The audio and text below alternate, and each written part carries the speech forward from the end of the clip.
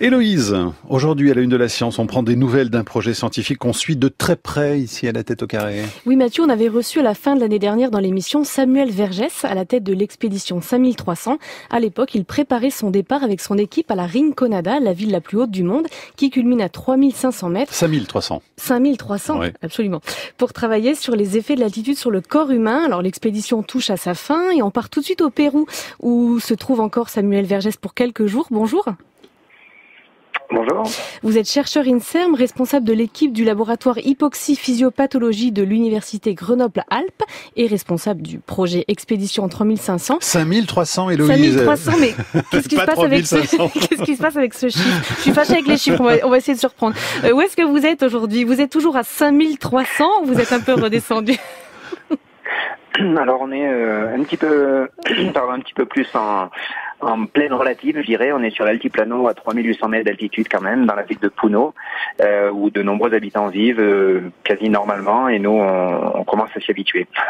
Et vous avez passé donc un jour beaucoup plus haut à la Rinconada. Comment est-ce que vous êtes senti avec votre équipe à cette altitude? On imagine ça un peu éprouvant pour les organismes.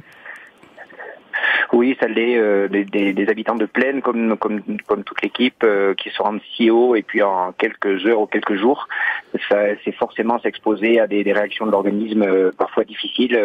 C'est ce que l'on appelle le mal aigu des montagnes, et donc toute l'équipe a été touchée plus ou moins fort par ces problèmes-là, c'est-à-dire de la fatigue, des nausées, des mal de tête, des problèmes de sommeil durant les premiers jours en particulier, et puis malgré tout au bout de plusieurs semaines on n'est jamais complètement adapté, et la vie et le travail là-haut pour nous restent encore très difficiles. Et pourtant vous étiez préparés.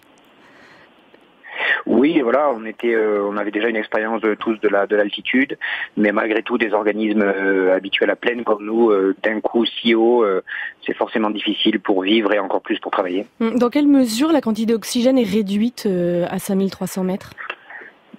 Alors dans la ville de la Rinconada, qui a plus de 5000 mètres d'altitude, donc c'est moitié moins d'oxygène disponible qu'au niveau de la mer. Donc c'est vraiment un stress environnemental très très important, donc qui est difficile pour nous habitants de plaine, mais qui reste quand même aussi difficile pour des habitants qui sont là depuis des générations. C'est quand même à peu près les limites de ce que l'organisme humain peut tolérer en termes d'habitat permanent. Rappelez-nous les objectifs de l'expédition. Pourquoi vous êtes monté si haut? Qu'est-ce que vous cherchiez à savoir? Alors de fait, on a été la première équipe scientifique à se rendre dans cette ville la plus haute du monde pour voir comment des hommes peuvent vivre en permanence dans ces conditions-là, sachant que on pensait jusque-là que l'altitude maximale à laquelle l'homme pouvait habiter était de l'ordre de 5000 mètres, et là on avait plus de 50 000 habitants qui vivaient à plus de 5000 mètres d'altitude. Donc on a cherché à comprendre quelles étaient les adaptations possibles de l'organisme humain à l'hypoxie, c'est-à-dire au manque d'oxygène. Mais on a aussi cherché à étudier quelles sont les maladaptations, les intolérances au manque d'oxygène qu'ont développé une partie de cette population. Il y a à peu près un quart de la population en fait qui présente des troubles de santé du fait du manque d'oxygène. De manière générale, comment les corps s'adaptent à des altitudes aussi extrêmes? Qu'est-ce qui se passe dans les corps? Alors les adaptations, je dirais, les plus spectaculaires, c'est d'abord au niveau sanguin, au niveau hématologique. Il y a une production supplémentaire de globules rouges très très importante, alors qui est nécessaire pour pouvoir améliorer le transport de l'oxygène au niveau sanguin et compenser au moins en partie le manque d'oxygène dans l'air respiré. Mais cette augmentation de quantité de globules rouges, d'hématocrite au niveau sanguin, elle est telle chez ces habitants-là, tellement importante qu'au bout d'un moment, elle a des effets délétères, en particulier sur la fluidité, sur la viscosité du sang. Le sang devient très très visqueux chez ces habitants-là, au point que la circulation devient difficile et que tout l'appareil cardiovasculaire, les vaisseaux, le cœur forcent normalement, au point de développer, comme je le disais tout à l'heure, chez certains habitants, des problèmes de santé spécifiques.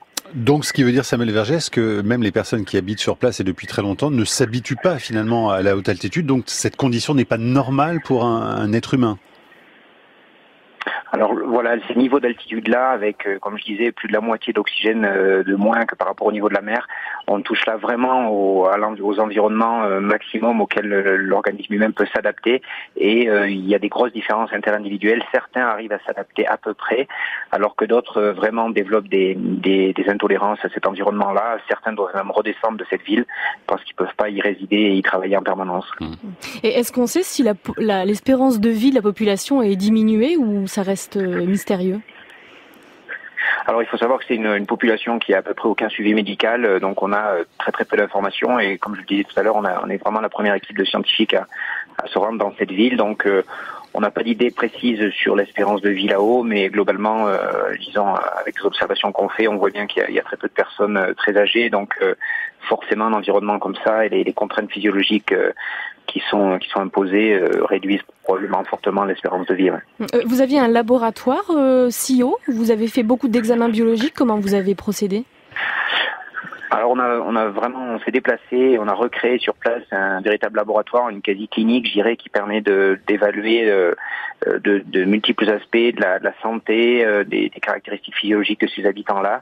On avait tout un arsenal, je dirais, de matériel scientifique qui permettait d'évaluer les patients depuis la génétique, l'épigénétique, la biologie, jusqu'à l'appareil cardiovasculaire. On avait même des possibilités de faire des tests d'effort et des évaluations complètes du sommeil de ces habitants-là. Donc on avait vraiment une évaluation exhaustive des caractéristiques physiologiques de ces habitants. Et d'ailleurs, le sommeil est aussi altéré quand on monte très très haut ?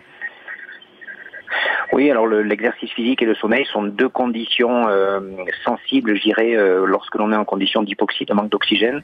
Le sommeil en particulier est une période de sensibilité importante face à l'hypoxie, avec le déroulement de ce qu'on appelle des phases d'apnée du sommeil ou des perturbations respiratoires au cours du sommeil, qui sont, c'est notre hypothèse, probablement associées justement à des phénomènes d'intolérance supplémentaires à cet environnement hypoxique de haute altitude chez ces habitants-là. Vous allez poursuivre les analyses une fois rentré en France. Vous rentrez dans 2 jours, hein, c'est ça ? Vous ramenez des échantillons dans vos bagages ? Oui, alors c'est toute la complexité aussi de ce projet-là, c'est que il a fallu se rendre sur place, il a fallu travailler pendant plusieurs semaines dans ces conditions-là, et maintenant il faut ramener tout le matériel biologique, en particulier les prélèvements sanguins, plus de 1000 prélèvements sanguins, et ramener dans des conditions de congélation optimales.